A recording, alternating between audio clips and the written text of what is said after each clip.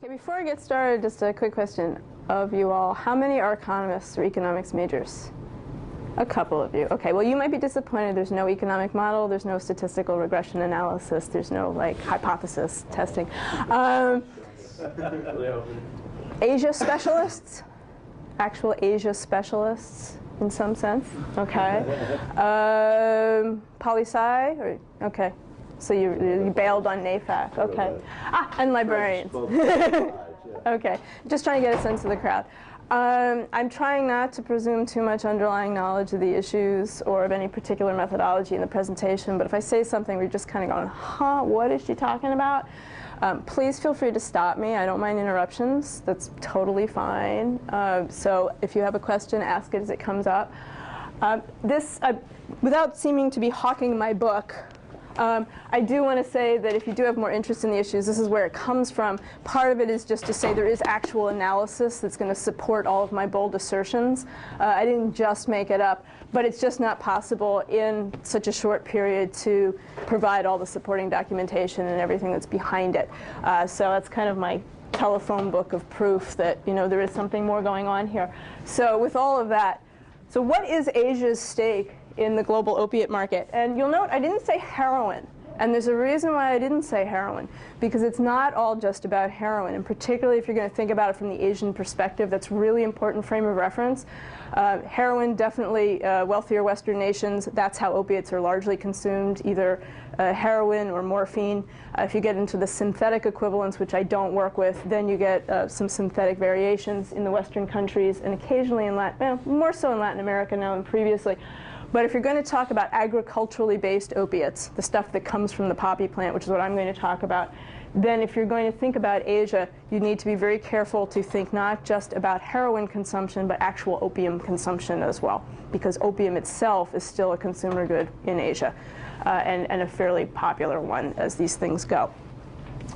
The work does derive from the book, but the book itself from a much longer term project. We started working on this project in 2002, we being I and Letizia Paoli. She's in Belgium, a sociologist and criminologist. Peter Reuter, he's at University of Maryland and was at Rand where I was formerly. He and I have been collaborating for about 20 years now. And we worked on this project together. And we worked on this project together with a series of what we call collaborators across the world. And we started work, as I say, in 2002. Perhaps ironically, we received our initial funding from the Smith-Richardson Foundation purely coincidentally on September 11th, 2001. That was the day that their committee was meeting in New York City to determine grants for the following year. And that was the day, apparently, they signed off on our grant.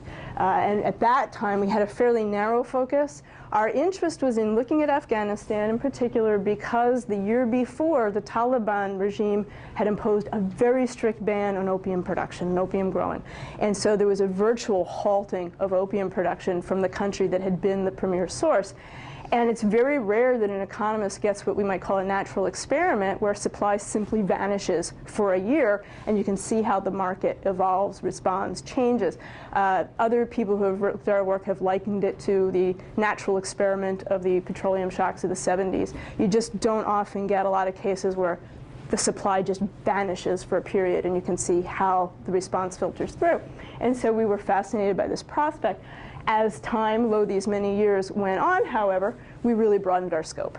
And so this is not a book about Afghanistan. It's not a talk about Afghanistan specifically. It's really about the global market and where Asia fits into that. We did take a fairly interdisciplinary approach in our work, Letizia being the lead author, a criminologist and sociologist. I, having had policy-making experience, brought that perspective in. And our collaborators were from a wide range of backgrounds. From the enforcement side, we had some policing folks in China working with us. More the healthcare demand side, I think our collaborator in India is much more of that perspective. So a range of views coming at the issue. And trying, while looking specifically at supply-oriented policy, how do you stop supply, how do you stop trafficking, and what are the effects of that, thinking about the perspectives of the producers, the traffickers, and the consumers. That may be more intro than you really wanted. So the short answer, it's even bigger than you think. Asia's share in this market, its stake in this market is immense. In some ways, not surprising. In other ways, a little surprising. What I'd like to do, and this is what I've given the handout, is talk for a few minutes about numbers, because I love numbers. And I think the numbers here tell the story in pretty compelling terms. Looking at both the supply and the demand side of the market, as an economist would say, I'm going to walk you through production, through trafficking, so that's the distribution, and through some consumption data to get a better handle on where Asia stands in this market. The piece of this that I think is not surprising is that Asia leads in production. I don't think anybody's going to be terribly surprised to hear that. If you've been following the newspapers, you'll see the statistics on Afghanistan's share of the market. It's about 92% by itself. If you throw in Pakistan and Southwest Asia, is about 93% of the global market on production of opium or from poppy. Southeast Asia has been playing a somewhat diminishing role in recent years. Burma is still the second largest producer in tonnage terms, but its role has diminished. In the last 10 years, its production has gone down by about 80%, fairly evenly over that 10-year period.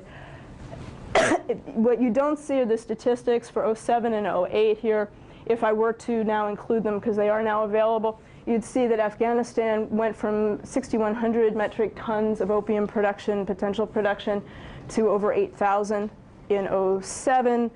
In 07, perceived to be down considerably again in 08 into at least the 7s.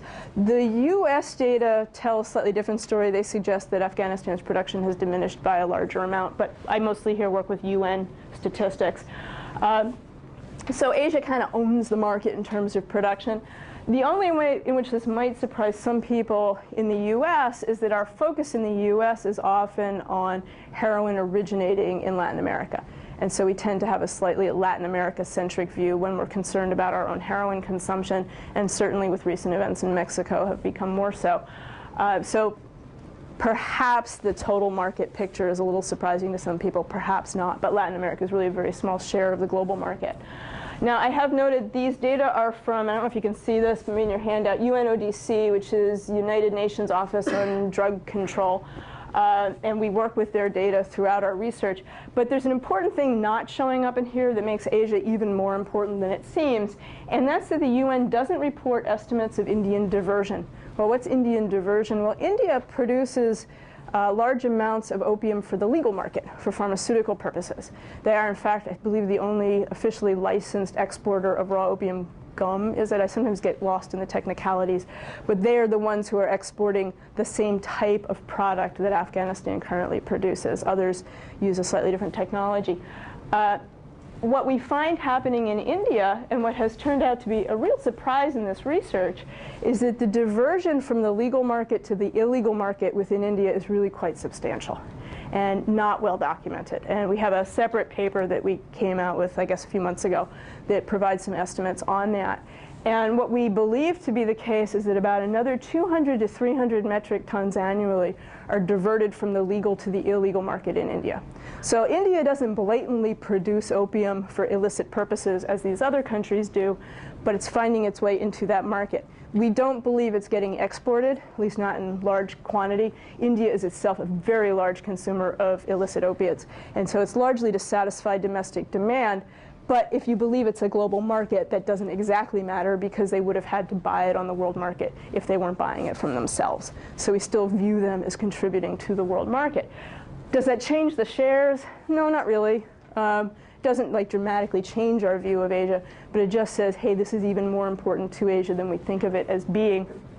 It also says there's a little more on the market than we tend to think of, and that our third-ranked country is probably a country that nobody ever even talks about.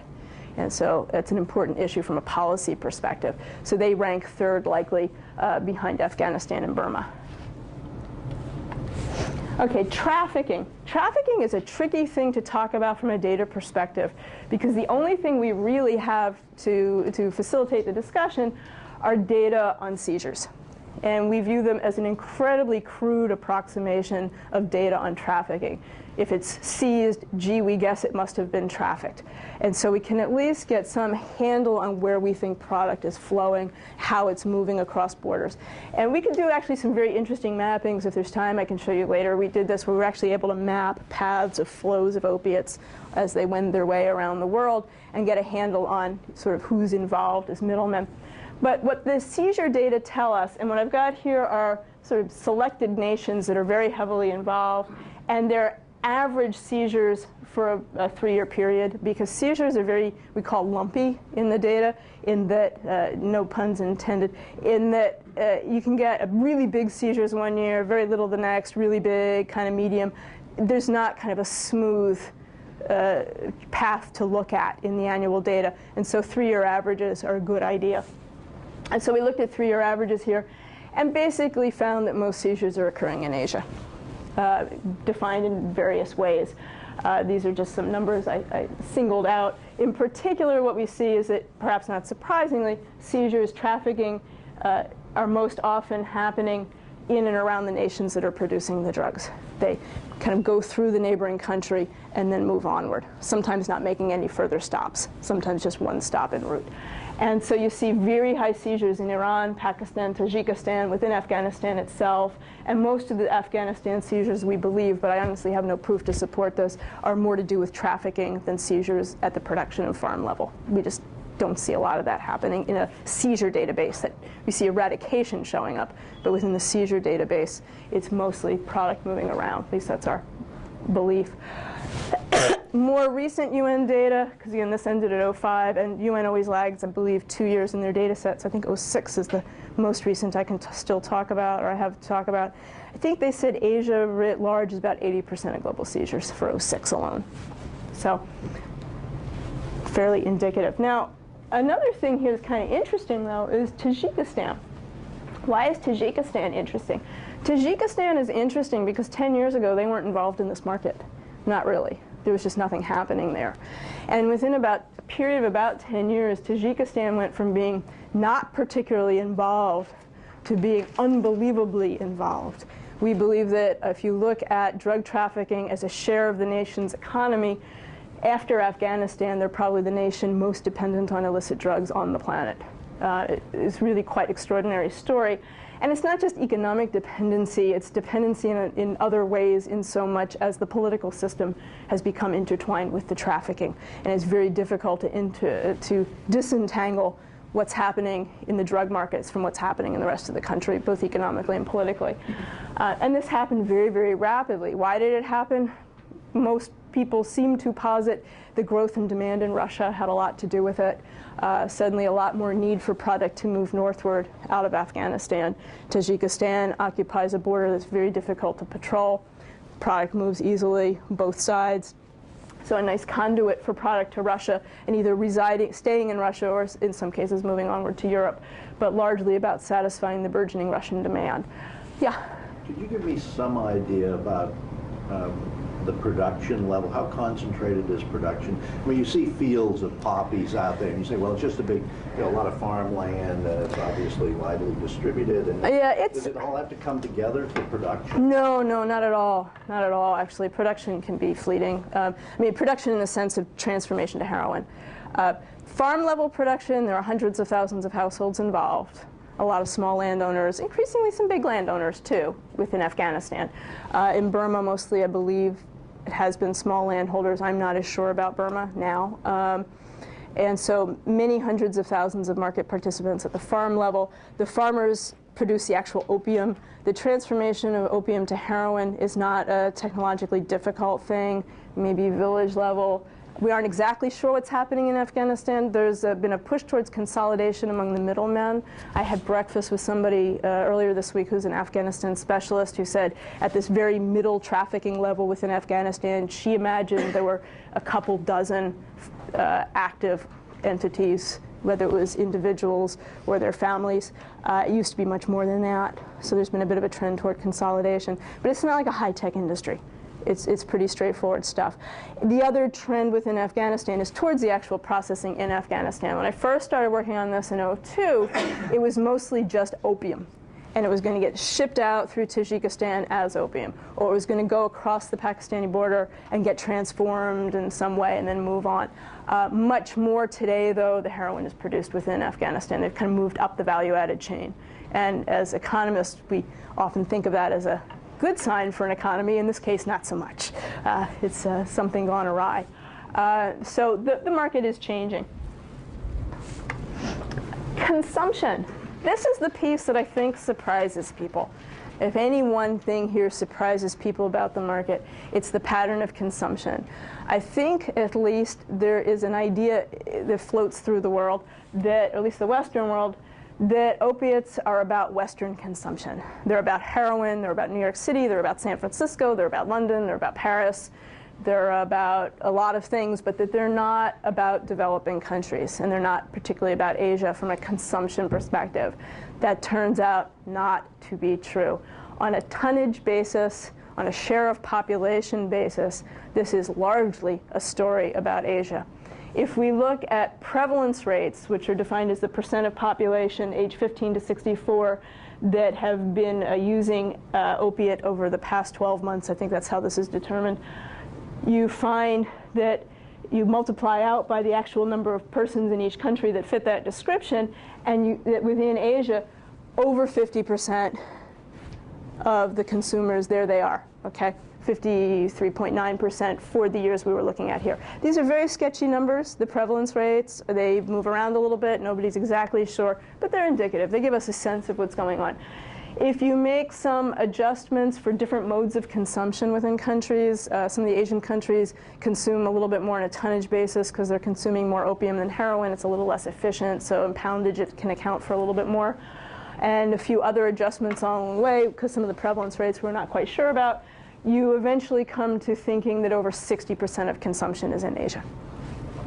So again, a little loosey-goosey, but that's about where you land.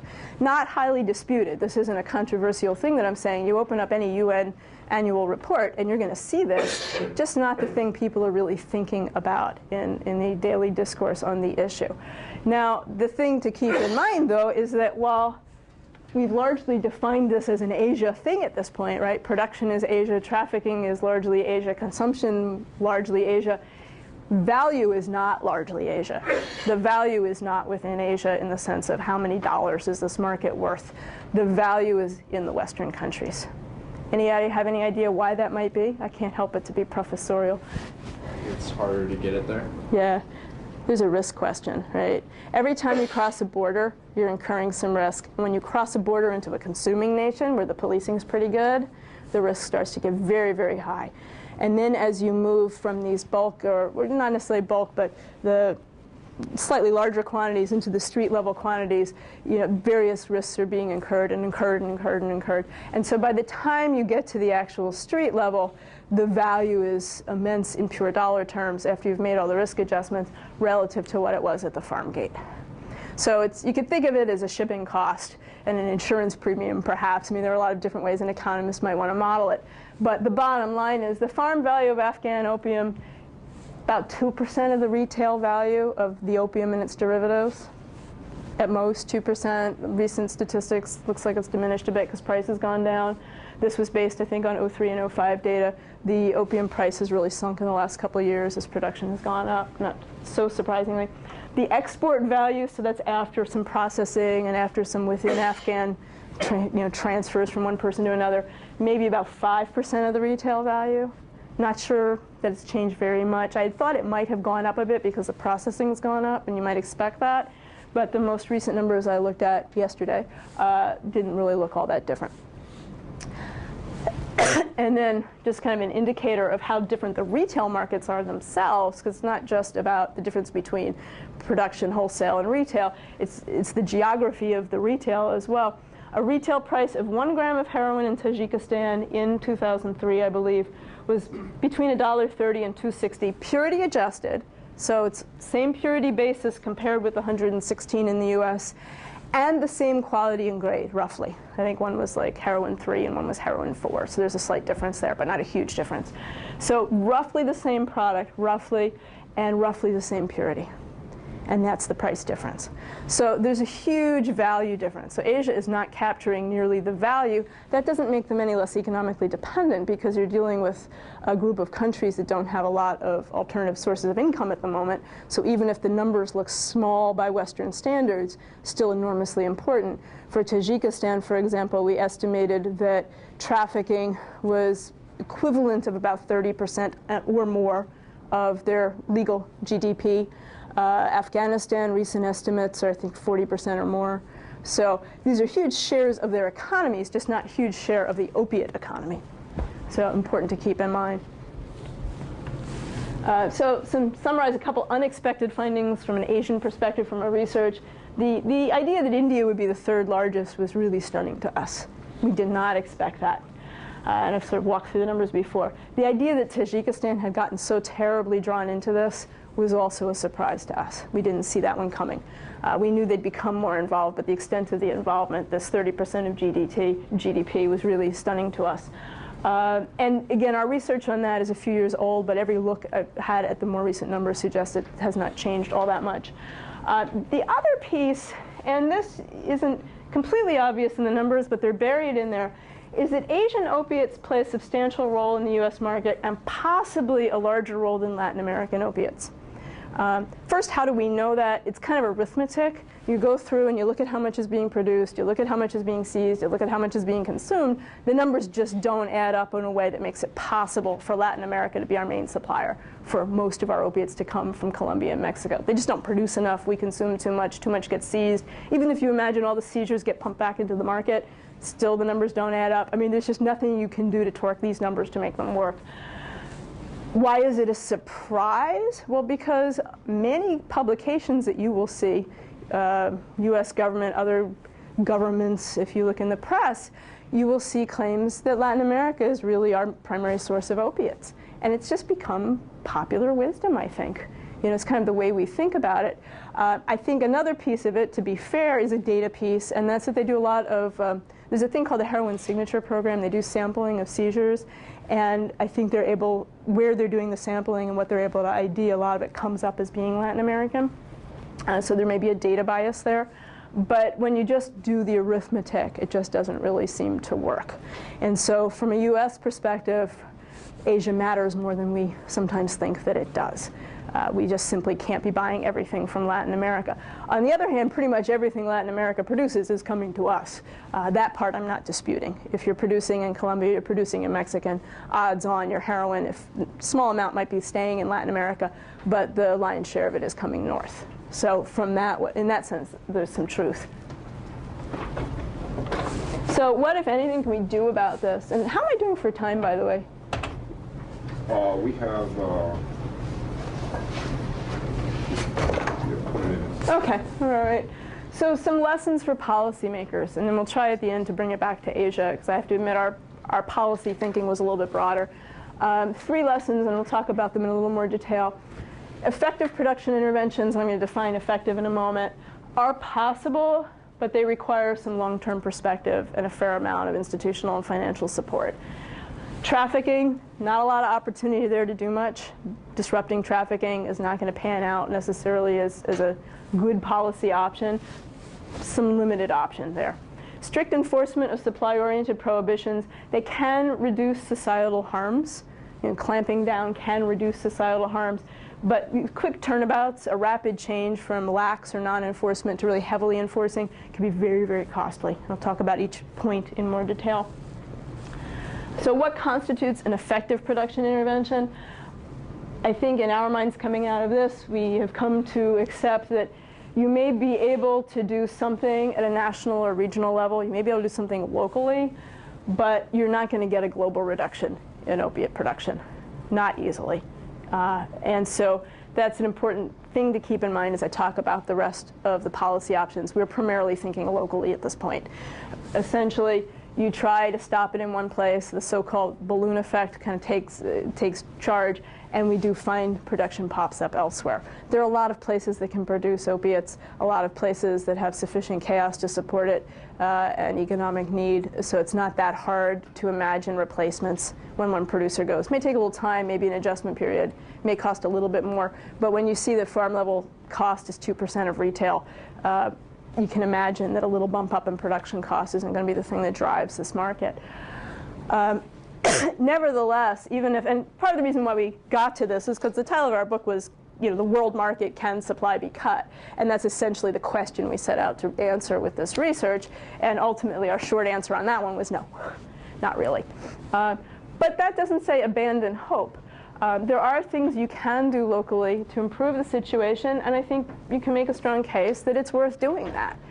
We'd like to believe that Thailand is better off without opium growing, that the nation benefits from not doing that. So there are benefits to be had locally, defined as region, nation, province, not necessarily the world. How do you go about doing this? Well, what we've observed is that there seem to be two very distinct approaches with a little bit in the middle. What we call the Draconian approaches, and those are the approaches, say, of the Taliban in Afghanistan, the WA in Burma, who just say basically, you are going to stop now, or maybe we'll kill you, or we probably will kill you, so stop now. And that's the very draconian approach to banning production. And we have seen it, and we've seen it work in Afghanistan for a very short period of time. Who knows how long it might have lasted had the Taliban stayed. People imagined it probably wouldn't have lasted all that long, though. In Burma, over a 10-year period, still taking a fairly draconian approach, they have really brought production down.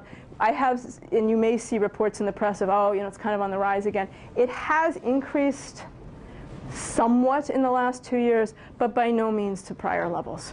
And again, a little decrease in the most recent year. More democratic societies typically are needing to take a slightly longer-term strategy. And I was thinking about this as I was looking at the slide this morning. It's like, wow, Burma, that's called draconian, and it was 10 years. So what do I mean when I say longer term? I'm saying really long term. Thailand, decades to get out of the business. It takes a long time to reform an economy to sort this mess out. This isn't an easy thing to do.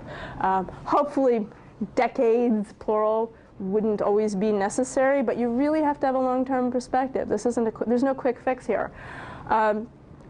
And part of the issue is this notion of entrenchment. If this is what your society has grown dependent upon, it's very hard to back it out. And so interestingly, Colombia got very into the market for a period of time, appears to be a little less into the market now. And one of the reasons that some have posited that it's been able to make some turnaround is that it really wasn't as entrenched. It started, it stopped, relatively brief period of time, didn't become part of the social fabric. Whether that's true or not, I really can't tell you. Not a Columbia specialist, but boy, worth pursuing. Anybody wants to write a research paper, something to think about. Trafficking, we're very pessimistic coming out of this work that you can do much to stop the supply through trafficking interventions. Basically, those who traffic are those who are neighbors, and so at that point, if you want to stop trafficking, you either have to stop production or you have to stop consumption. But it seems as if trafficking routes are incredibly robust. Once they're there, they're there. Maybe not the exact specific route, which street and which airplane, and maybe we go to mini subs and we used to do a different kind of boat, but the basic route seems to be somewhat invariant and very, very resilient. Also very much pulled together by existing demographic and economic ties. We certainly see that with Pakistan and Afghanistan. They have a very long-lived tradition of smuggling across the border. They've been doing this like forever, smuggling back and forth. And so it's well-established relationships. We see this really throughout the whole global market. A lot of it is about relationship. It's an illicit market, so relationships are established. So these are things that are hard to stop. It's hard to sever those demographic and economic ties. It's hard to sever ties created by patterns of immigration, by patterns of trade. So not a huge amount of success coming there unless you can stop the production or the consumption. The one exception to that, and this is a slightly nuanced point, and I may not spend too much time on it, is that what we did find is that the global market is, because of these trafficking routes, highly segmented. And so it's a global market, but you do see certain patterns of movement of product. And because it's so much based on relational capital, getting to know each other, networking, it can be difficult to turn on a dime and to change that relationship and to change that pattern overnight. So if you have a situation where one market is clearly served by another in a very particular way, you can potentially disrupt it for a short period of time before it gets a chance to regroup. And in that disruption, you might be able to have some effect. We believe that may have been the case in this recent, what we call heroin drought in Australia in 2001. Drought not in lack of rain, but in lack of available heroin. It being a very isolated market, there was a brief period about a year, in which heroin just wasn't getting into Australia the way it had been. There simply wasn't any heroin. And in that circumstance, you may see some current users getting themselves out of the market. They may be going into treatment. It may stick, it may not stick. You may see some would-be users who never enter the market. And because they never enter, you have a longer-term effect. You actually have an effect on the demand curve itself. It's not just where are you on the demand curve, but the demand curve of the future looks different than it otherwise would.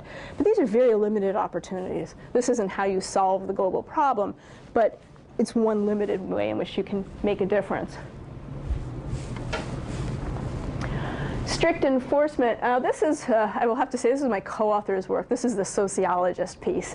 And so I'm not sure I fully do it justice, but I find it fascinating. What we found in a cross-country analysis is that strict enforcement of the law, okay, so how we enforce our laws, how a nation enforces its laws, can, in fact, help the situation. Perhaps that shouldn't be a shocker. It can prevent consolidation of large illicit enterprises. It can reduce some of the drug-related violence, some of the corruption. You know, you look at strictly enforcing countries, they're typically looking better than others, and maybe there's a bit of a chicken-egg issue in all of that. But the thing to be careful about in making that observation is that if you want to go from being a non-enforcer to a strict enforcer, it can look very ugly in the interim period. So while it's good ultimately perhaps, or perhaps not in the global scheme of things, to be a strict enforcer, given the current legal state of play. And actually, I don't want to seem to be advocating for strict enforcement, sort of given our global regime as it is, given the current state of play. It can do some things for you, but to make that turnabout can be very, very hard. And while not an expert in all things Mexico, or even a few things Mexico, one can imagine that that's a piece of what's going on there. You know, when you take out the leads and you leave a vacuum, you get this unstable period, you get a lot of people juggling for position, and it can get very, very ugly. So to be very careful in viewing strict enforcement versus non or lax enforcement. And I think the other piece of this is it's not just a country saying, gee, I think I'll become a strict enforcer today and everything will be okay. You need a fair amount of institutional support to make this happen. You need some institutional infrastructure. Your political system has to function. Your police have to function. Things have to function that aren't necessarily functioning in the countries that we're most concerned about. So to summarize, basically, Asia just dominates this global market in all ways but value. Tajikistan, India, more involved than we imagined. Asia, more important to us than we typically think. And that there's a very limited set of supply-oriented policy options that might be able to have some local impact, but globally not so much. What does that mean for Asia? I would say that probably for Asia, the story is not likely to change very much for Asia writ large, because it's just too big an entity. You know, you stop producing in Afghanistan, you can look to other Turkmenistan, you can look to Kyrgyzstan. The other stands, so to speak, were in fact opium growers in the past. They just aren't anymore. Growing conditions there are pretty good. Turkmenistan, we don't really know what happens in that country, and that could be a country that could enter this market potentially. There are a lot of other places that could be growing within Asia that to imagine stopping it in Afghanistan, that you will stop it in Asia, probably not very likely.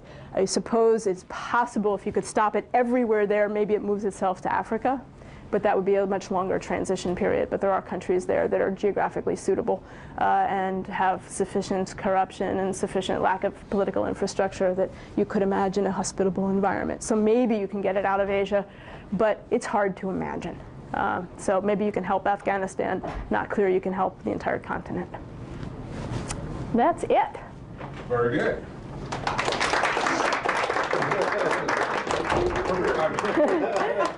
We have 15, 20 minutes question and answers, so.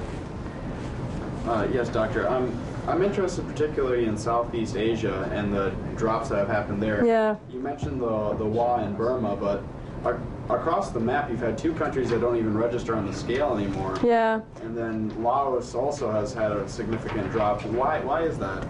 Well, there have been some pretty active development efforts. Thailand, it's been a very conscious effort. Thailand made a decision that it was not going to be an opium grower anymore, and it stopped, basically. Though this past year there has actually been a resurgence in production in Thailand, but still quite small relative to the whole. And the global community has helped to some extent. The UN's been pretty active. A lot of development projects, a lot of community level development work, grassroots support for stopping. And some guns. You know, it's not all happy glad, it wasn't all kumbaya, but a stopping, a decision. Laos, I think more recently, a development effort. I know less about Laos. Laos is kind of an interesting country because they were largely producing for domestic consumption as well. So I don't know how tied it is to a domestic consumption picture, but not supporting their trade balance through this. Burma, the WA just said we're not doing this anymore.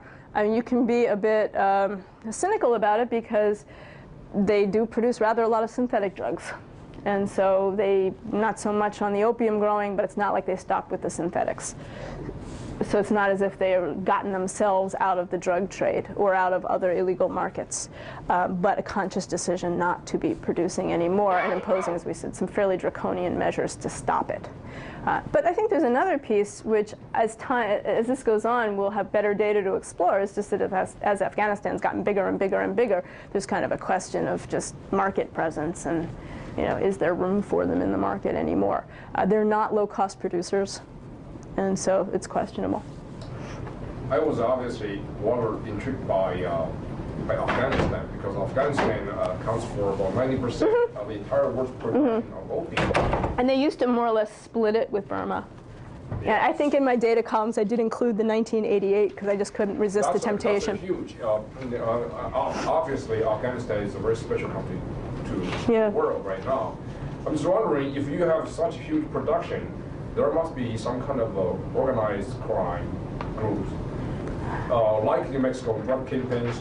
Does that in any way affect the central authority of Kazrai, or is there any way the international? Yeah, I'm not an Afghanistan expert. Okay, I mostly actually focus on a lot of the farm level issues, being my background. How is production and distribution organized?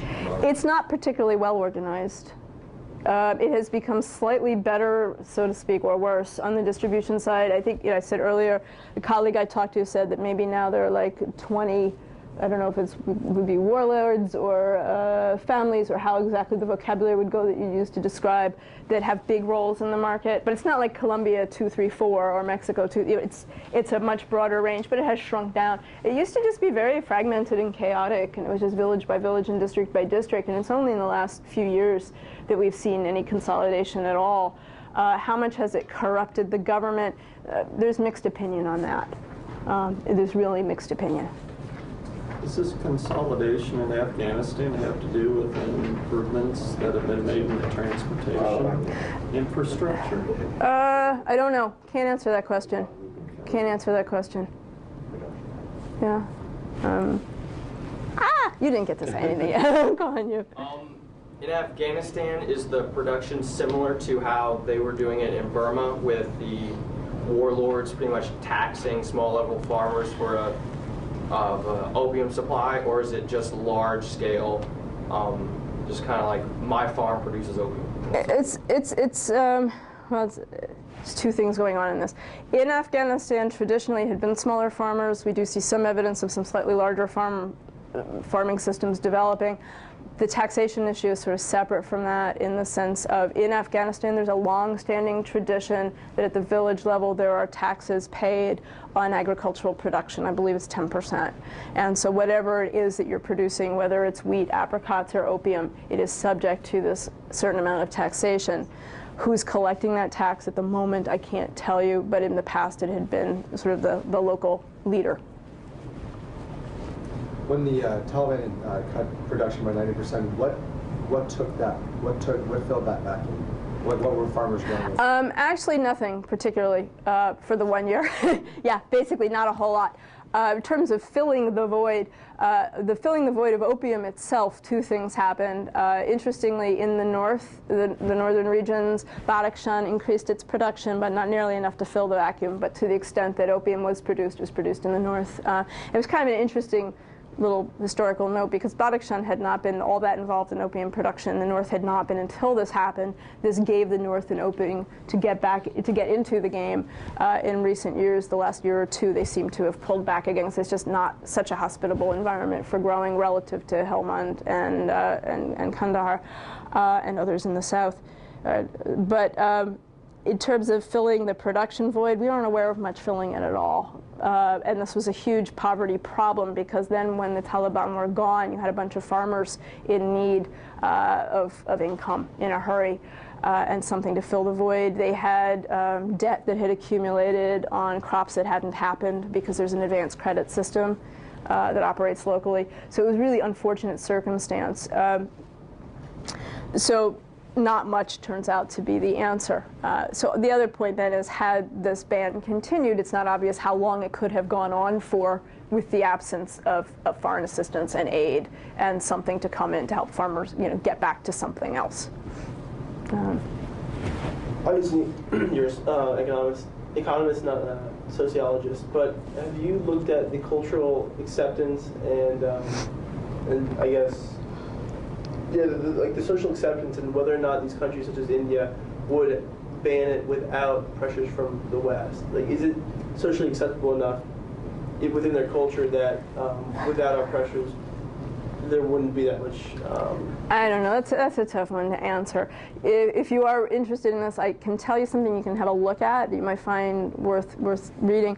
The United Nations goes around each year and actually surveys poppy growers in Afghanistan and asks them why they do or don't grow. And one of the questions is cultural. A couple of the questions are cultural.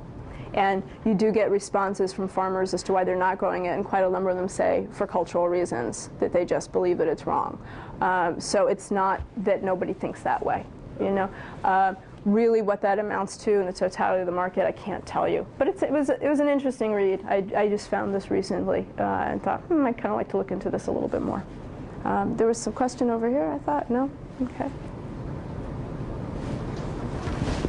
And then I'll get you, sorry. With the decrease in opium production in so many countries as a result to Afghanistan raised opium production, has their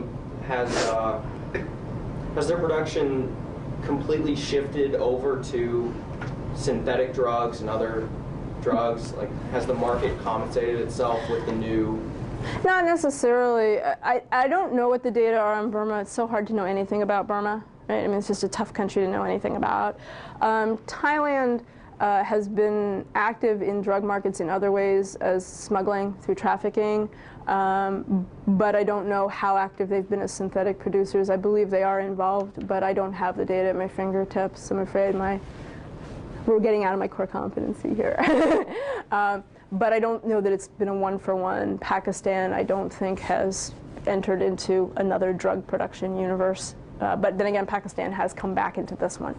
So that's the other thing that's a little bit worrisome. When you look at the numbers, the UN people will declare a nation as being poppy-free, and then a couple of years later they're back. Pakistan, poppy-free. Well, they're back. They're not back the way they were, but they're back. And so there's a tendency for positive move forward to reverse itself if market conditions permit. And so it's hard to, you have to really look at broad sweeps of time. Concerning sort of the land itself, has there been much research done into what other sort of vegetation you could grow and perhaps something? I mean, it didn't look like it was too expensive. Obviously, they have a much lower standard of living, but like $1.30 a gram. Yeah. Actually, we do know a lot about agricultural alternatives for Afghanistan. In a prior life, Afghanistan was quite the lush agricultural nation. Notwithstanding drought, some pretty hideous mountain region growing conditions. There were some pretty fabulous conditions as well. There's a mix of terrain.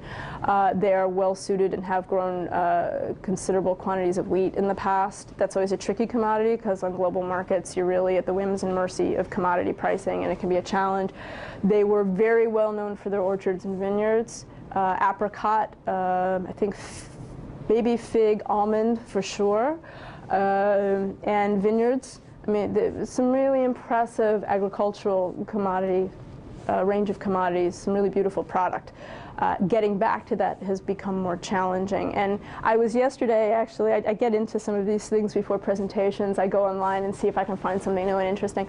And I found something old and interesting, which was an agricultural study that had come out from one of the World Bank umbrella entities that works with cultivation and dry land areas, and it talked about the schedules of planting, and it just becomes so clear where some of the problem is that there's a direct agricultural competition between growing the wheat and growing the opium, growing certain crops and growing the opium. They're happening at the same time, and they're happening in a way that makes intercropping and multi-cropping difficult. Other things are happening in ways where you can actually do the opium and then do something else in between the rows, or scatter things around your acreage. But for some of these things, it's much harder to do that. And so you're really having to make an either-or decision. On the opium side, you have something that's not very perishable. The farmer can, literally put it in a black plastic bag and store it under the bed, and it's going to last for years. And so when they need some income, they go to the opium bank under the bed and pull a wad and sell it. Possibly more reliable than the local currency, and it's not going to go bad. You grow some of these other things, and you have to worry about product going rancid. Wheat has some staying power, but you get into some of the other products, and it can be more challenging. I think apricot and almond hold some appeal because once you dry them, they will last for a while, so you get some durability out of that as well. But so various people have come in with different proposals. I heard somebody talking melons the other day, and I said, well, that's a good idea in the sense that you can intercrop, and it's a quick one. You plant a melon, and you've got it right away. There's no startup period. Almond, apricot, pomegranate, you got a few years. You got to wait, maybe even 5 to 7 years before they're really in the productive swing. Melon instantly. Melon rots. I mean, anybody here buy a cantaloupe and leave it on the kitchen counter at home? Watch your mom do this, and it's like, oops, we forgot to eat it yesterday. Today we have to throw it out, right? So this is a problem, particularly in a hot climate, So building the infrastructure to support the alternatives, getting that certainty in the picture, getting the credit in the picture, getting something reliable, it's a challenge. But it's not for geographic reasons necessarily. So actually, one last thing on that, interesting current events. Terrible drought problems in Afghanistan last couple seasons brought the price of wheat up. And so in those regions that have been able to grow wheat, there's been a resurgence of interest because the price has come up enough to potentially make it worthwhile for them, those that can and have the water. Yeah. What's the State Department's position? I know DEA has its people over there and in Afghanistan are trying to stop it. But is the State Department also on board with that, or do they see it as destabilizing Afghanistan politically even more? At this point, I don't know what the State Department's views are. I'm sorry, I just can't answer that. Opium, this is more opium than religion. Marxists say religion is opium of the people, but it seems like there are a lot of people in Afghanistan who are farmers. There could be more of the traditional religious believers over here. How do they square that with their growing of opium? Because is there a relation? My very superficial understanding of this is that poverty is poverty, and there's a need to feed the family. You have to eat at some point. A bit of a political science question. Sure. It seems that you have this strife going from Iran through Afghanistan, Pakistan, to India, where you have production and consumption. I was surprised. What surprised me was the amount of consumption in Iran and India. Huge. Two ends of huge. Yeah. Huge. Okay, on the two ends of this fulcrum in the middle of production. When they talk about the multilateral problems of in politics in this area. How does the opium production fit into this?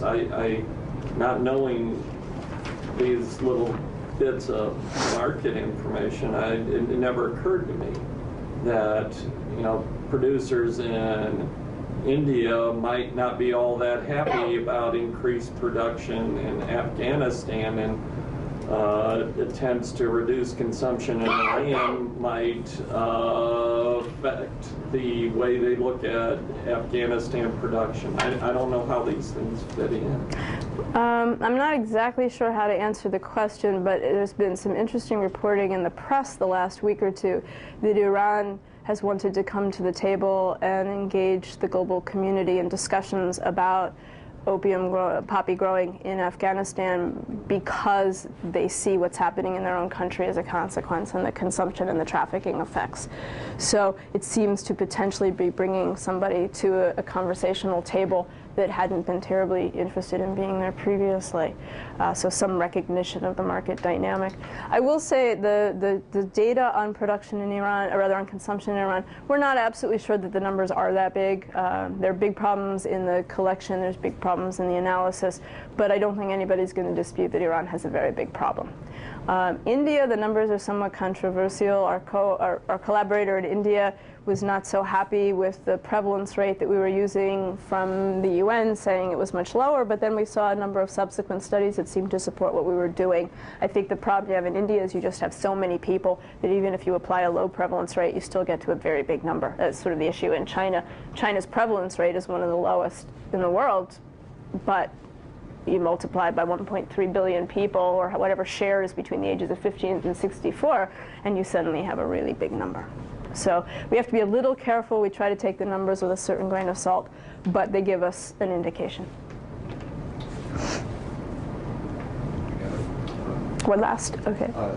I apologize for drawing you out of your specialty again. Go for it. But, makes me think.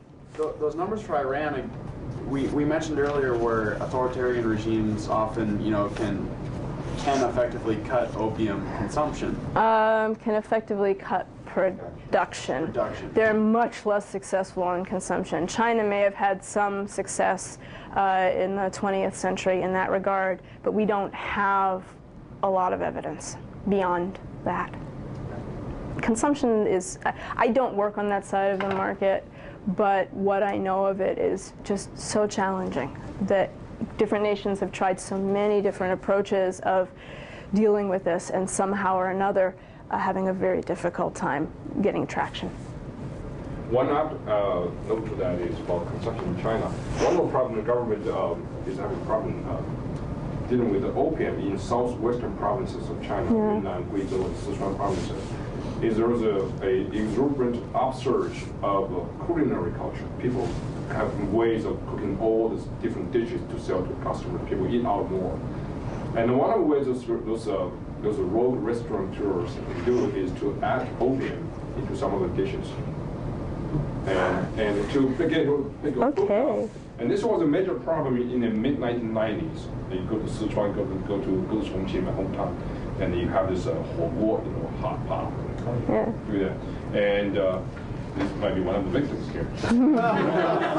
And they added into a big sauce on the opium, and there was a major crackdown later on because more and more people get eating those sort of things, and of course there is a medicinal addition to that, the drug.